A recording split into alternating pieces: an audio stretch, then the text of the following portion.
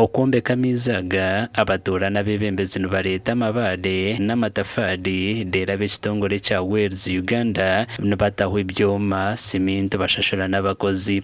Abasija aba batuyambire munonga abo kumigombo ya Lyona bakoziremu emidimo ena kandi sharuweruzi mukaga. Tongole cyose kina package yitoteka hand pump, complete hand pump, teka cement, teka ivyuma byona kamtejimbwa n'ibindi, then na transport, then na sente za lebo.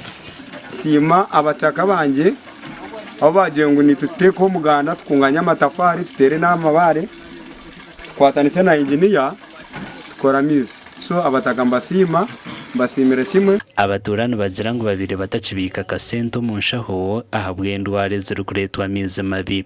Twasanga nti abataka na muno abacyara amayizi gabayiniga batalibaniza abandi tubayino obwire bwo gacumba abana baitu sente zibayiswerire mu clinic.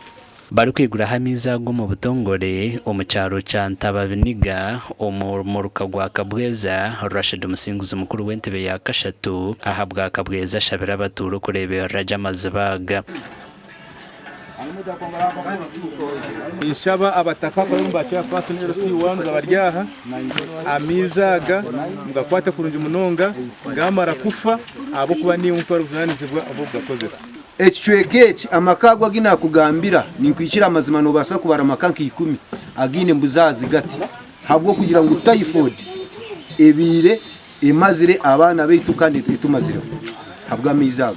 District ya Chegegwa ni district emwe hariyezo mu district sincho mu Uganda ezitina miziga National Road and Sewerage Corporation kandi abatura abebembeze utiriho na nebitongore bariyo nibagezaho okutunga mizi marungi. Amakuru agagasha kwa Philip Murangira.